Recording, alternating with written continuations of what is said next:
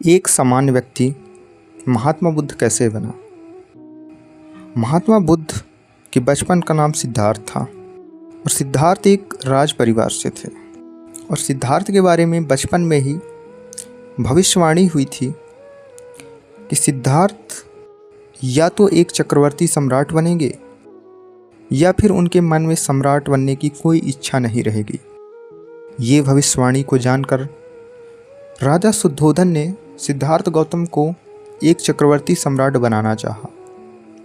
अतः संन्यास और बुद्धत्व के सारे मार्ग अवरुद्ध कर उन्होंने सिद्धार्थ को एक योग्य राजा बनाने की समस्त सुविधाएं उपलब्ध कराई। राजकुमार सिद्धार्थ जब 29 वर्ष के हो गए तो उनके संबोधि काल को देखकर उन्हें राज उद्यान में भ्रमण को प्रेरित किया। वहां उन्होंने लाठी के सहारे चलते एक वृद्ध को देखा। तब उन्हें यह ज्ञान हुआ कि वे भी एक दिन वैसे ही हो जाएंगे और सभी एक दिन वैसी ही अवस्था को प्राप्त करेंगे। ये भाव से जब वो अपने महल लौट आए और जब राजा को उनकी मनोदशा का ज्ञान हुआ तो उन्होंने राजकुमार के भोग विलास के लिए और भी साधन जुटा दिए, किंतु सांसारिक भोगों में राजकुमार की कोई भी रुचि नहीं थी। दूसरे दिन राजकुमार फिर से उद्यान भ्रमण को गए। वहां उन्होंने एक रोगी व्यक्ति को देखा। उसकी अवस्था देखकर उन्हें ज्ञात हुआ कि हर कोई जो जन्म लेता है रोग का शिकार भी होता है। एक सम्राट भी रोग मुक्त नहीं रह सकता है। संसार का यह सत्य है। तीसरे दिन भी सिद्धार्थ उद्यान भ्रमण को गए। वहां उन्होंने एक मृत व्यक्ति को देखा। तब उन्हें ज्ञात हुआ कि मृत्यु भी एक सत्य है। तब उन्होंने यह फैसला किया, जो प्राणी जन्म लेता है एक दिन मरता है। उसके समस्त साधन जो उसके शरीर और अहंकार आदि प्रवृत्तियों को तुष्ट करते हैं और जिन्हें वह अपने जीवन का सार समझता है, वस्तुतः वह निस्सार है।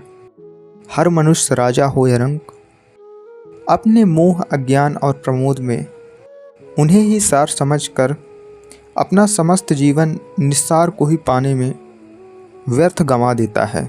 मृत्यु ही वह कसौटी है जो चिता की धूमों से आसमान में यह लिख देता है कि जाने वाला सम्राट या फकीर संसार से क्या लेकर जाता है।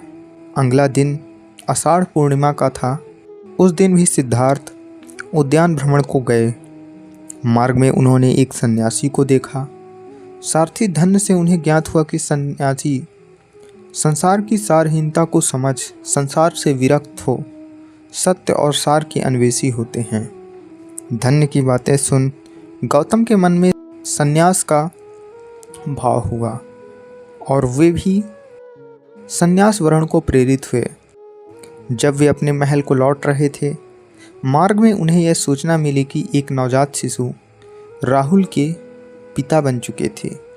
थोड़ा आगे बढ़ने पर उन्होंने राज परिवार की एक महिला देसी गौतमी को गाते सुना, निवृत्त हुई अब तो वह माता। सिद्धार्थ के लिए निवृत्ति तो इस संसारिकता के अर्थ में थी।